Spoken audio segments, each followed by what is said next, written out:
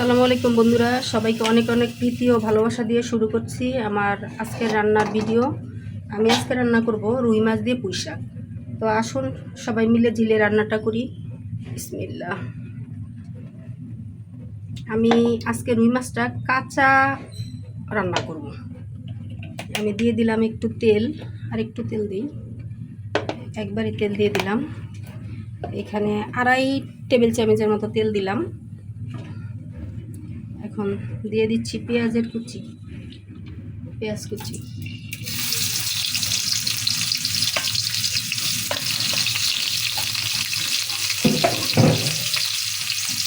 যারা আমাকে ফলো দিয়ে আমার আইডিতে কমেন্ট করে আমাকে উৎসাহ প্রদান করছো, তাদেরকে অনেক অনেক ভালোবাসা,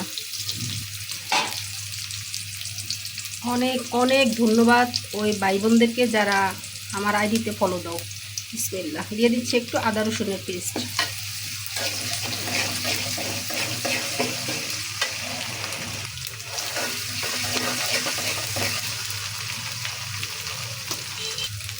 দিয়ে দিচ্ছি একটু টমেটো পেস্ট।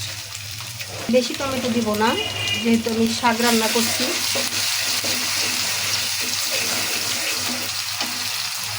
স্বাদ মতো একটু লবণ দিচ্ছি। আমি এখানে 1.5 চামচের থেকে একটু বেশি লবণটা দিলাম।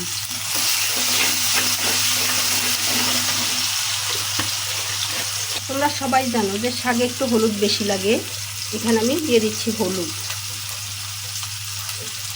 1.5 চামচের মতো হলুদের গুঁড়া দিলাম।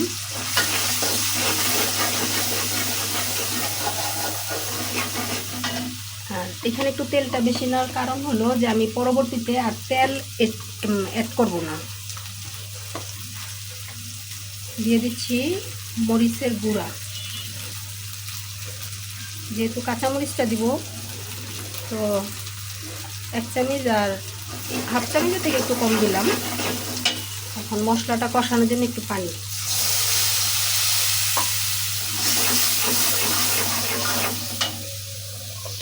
দিয়ে দিচ্ছি মাছ। বিসমিল্লাহ।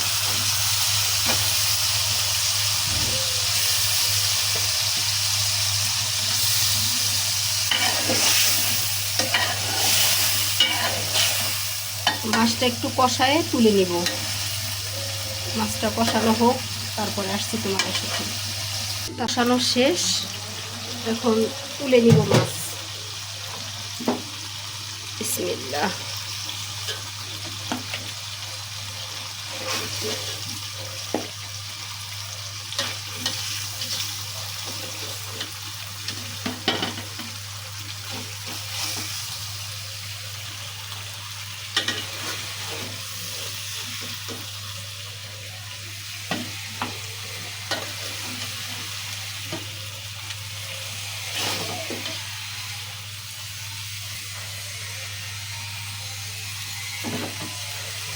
দেখেন, আমি যে মাছ কষালাম ওই মশলার মধ্যে দিয়ে দিচ্ছি শাক। বিসমিল্লাহ।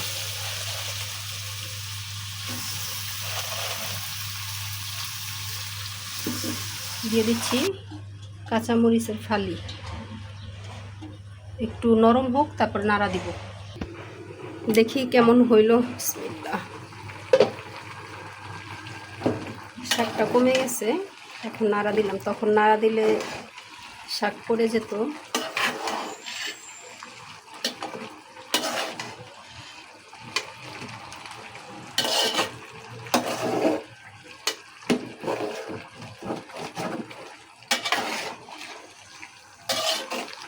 এখন হালকা আর একটু ঝোল দিব।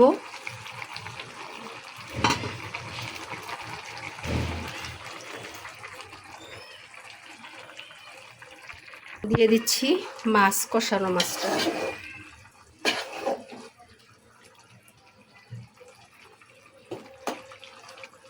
পুঁই শাক, পালং শাক এগুলি রান্না করতে বেশি সময় লাগে না। দিয়ে দিচ্ছি মাছ। বিসমিল্লাহ।